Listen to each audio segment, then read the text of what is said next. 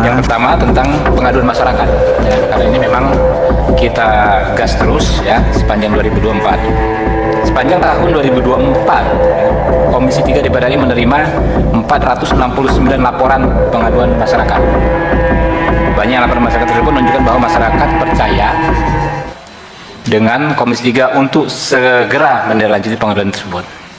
Seluruh pengaduan masyarakat tersebut telah Komisi 3 DPR RI teruskan kepada mitra dengan prosedur dan ketentuan yang berlaku untuk selanjutnya dapat ditindaklanjuti oleh mitra kerja terkait. Ya, Komisi 3 DPR RI pada periode ini telah menindaklanjuti berbagai pengaduan masyarakat, khususnya melakukan RDP maupun dengan RDPU dengan 11 pihak yang telah menghasilkan berbagai rekomendasi untuk perbaikan dalam menciptakan sistem penegakan hukum yang adil, berkepastian hukum, dan berkemanfaatan sesuai dengan ketentuan perundang-undangan. Nah, ini dia. Ada data, ini data ya, bukan asumsi, data yang masuk. Mitra kerja dengan aduan terbanyak, jadi kita bikin pemeringkatan lah ya, dalam konteks kuantitas ya, aduan yang terbanyak.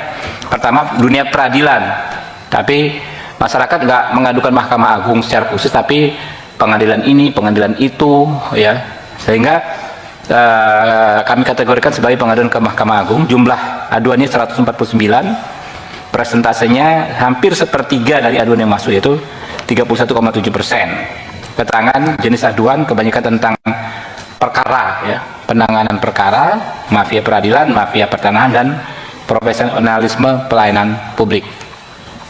Yang kedua terkait narkoba ya, BNN. Nah, ini ada 113 aduan ya, 24,1%, presentasenya hampir seperempatnya. Kemudian penanganan perkara narkotika, profesionalisme pelayanan publik ke BNN. Yang ketiga adalah Kejaksaan Republik Indonesia, 85 aduan ya, persentasenya 18,2%, penyalahgunaan kewenangan, penyalahgunaan pelanggaran pidana oleh oknum anggota dan pelanggaran kode etik. Keempat, Polri, jumlah aduannya 60, presentasinya 12,7% ya. Hal ihwal yang diadukan penanganan perkara, profesionalisme pelayanan publik, penyalahgunaan wewenang, pelanggaran kode etik oleh oknum anggota. Keempat, KPK, 23 aduan, 4,9%, penanganan perkara korupsi dan profesionalisme pelayanan publik. Keenam, MK ya, 18 aduan, 3,8%, penanganan perkara profesionalisme pelayanan publik dan penyalahgunaan wewenang. Komisi Yudisial 13 laporan, 13 aduan, 2,7%, profesionalisme pelayanan publik dan penyalahgunaan wewenang. PPATK 8 aduan, 1,9%, penelusuran transaksi terkait tindak pidana. Nah, untuk sampai periode Oktober 2024 sebetulnya juga ada aduan terkait Komnas HAM, kemudian Kementerian Hukum dan HAM, terutama Dirjen Pemasyarakatan ya, dan Imigrasi, tetapi tidak kami sampaikan karena saat ini bukan lagi menjadi mitra Komisi 3. Walaupun kalau itu dimasukkan presentasinya ini bisa berubah ya. Tapi dengan dikeluarkannya yang dari sektor HAM dan dari Kemenkumham, nah komposisinya menjadi seperti ini.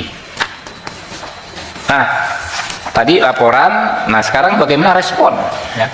Respon yang dilakukan oleh institusi yang dilaporkan. Jadi ketika ada laporan, kami biasanya membuat PDF dokumen tersebut, lalu kami kirimkan ke mitra terkait. Misalnya ada teman di sini, teman wartawan melaporkan Polres Metro Lampung, bentuk laporannya kami PDF-kan, kami kirim ke Kapolres tempat. Nah, kami minta tindak lanjutnya seperti apa. Nah, biasanya langsung ada yang langsung merespon. Yang paling aktif merespon itu Polri. Jadi Polri adalah mitra Komisi 3 yang paling responsif menindaklanjuti temuan dari aduan dari masyarakat yang disampaikan ke Komisi 3. Tingkatnya hampir 90%, 94%, hampir 100%. Kenapa? Karena setiap kita tindaklanjuti aduan tersebut langsung direspon. Kapolresnya langsung telepon ya, langsung memberikan data-data terkait. Dan langsung saat itu kita komunikasikan ya, kita kawal terus bagaimana penanganannya. Kedua, Kejaksaan Republik Indonesia. Tingkat responnya adalah 89%, Komisi Yudisial 85%, PPATK kurang lebih sama, Mahkamah Konstitusi 78%, KPK, BNN dan MA. Ya, ini tingkat respon. Nah, ini ada beberapa highlight ya. Pengaduan masyarakat ke Komisi 3 DPR RI ya 2024-2009 melalui RDP, RDPU dan tindak lanjutnya oleh mitra kerja. Yang pertama ini yang yang sudah periode ini ya. RDPU dengan Kapolda NTT soal Ibda Rudi Soik ya. Jadi kami sudah mendapat konfirmasi ya, Ibda Rudi Soik ini kan yang tadinya akan di PTDH-kan karena menginfokan soal BBM ilegal ya.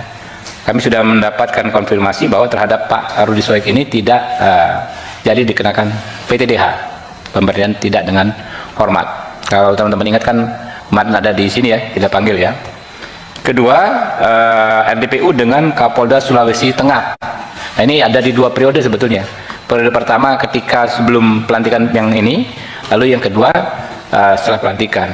Menarik sekali dalam memproses aduan ini ya. Tadinya kan dilaporkan ada orang meninggal dan dikatakan meninggal dengan wajar ya. Kalau teman-teman ingat di sini sampai Pak Arteria Dahlan marah-marah ya karena waktu Zoom itu ya ada yang ketawa-ketawa itu dari pihak kepolisiannya. Nah, kami meminta waktu itu Polda Sulawesi Tengah untuk mengejar lagi nih, ada apa sampai ada orang meninggal, dan ternyata akhirnya setelah RDPU dan Komisi 3 bisa ditemukan fakta bahwa meninggalnya tidak wajar karena dianiaya ya, dan pelakunya dikenakan PTDH ya. Kemudian juga RDPU dengan pemilik penghuni apartemen Geraha Cempaka Mas ya. Ini kita ada beberapa kesimpulan, rekomendasi tersebut sampai saat ini ditaati oleh kepolisian ya. Kemudian RDPU dengan baca coba dengan Saudara Safrawi Nidi Putra Wijaya, anggota DPR, anggota PP ya Bandung ya. Rekomendasi telah disampaikan kepada pihak terkait untuk segera ditindaklanjuti. RDPU dengan PT Jaya Bersama Indo ya. RDPU kuasa almarhum Aulia Risma Lestari yang mendengarkan laporan adanya dugaan tindak pidana perundungan ya. Ya. Kita sudah sampaikan kepada Pak Dugan nggak kebaca ya, Kapolda Jawa Tengah ya. RDPU dengan kuasa hukum Agus Warmon ya. Ini juga sudah kita tindak lanjuti dan suratnya sudah disampaikan ya.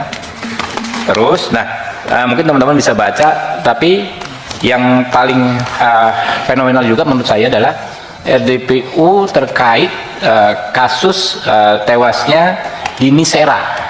Teman-teman ingat ya, Dini Sera Avianti yang meninggal dunia karena ditabrak dan dilindas mobil oleh Ronald Tanur ya. Yang awalnya hakimnya membebaskan ya. Tapi setelah RDPU kita kejar terus ya, baik Komisi Yudisial ya, kepolisian dan lain sebagainya, Mahkamah Agung, Kejaksaan ya. Saya ingat betul itu waktu itu salah satu rekomendasi kita meminta kepada aparat penegak hukum, Kejaksaan, KPK untuk menyelidiki latar belakang vonis bebas terhadap pelaku pembunuhan ini ya. Akhirnya berdasarkan rekomendasi dari Komisi 3, mitra-mitra tersebut bekerja dan akhirnya didapatkan ya, ternyata di balik vonis bebas itu terjadi tindak pidana korupsi berupa suap ya. Itu prosesnya ada di 2 periode Komisi 3 ini ya.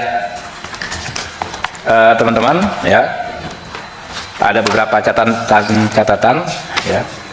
Yang pertama, catatan pengawasan terhadap Kepolisian Republik Indonesia ya. Yang pertama, Komisi 3 DPR RI mengapresiasi akuntabilitas Polri ya, dan responsibilitas dalam penegakan hukum di berbagai bidang seperti sumber daya alam, narkotika, mafia tanah dan judi online.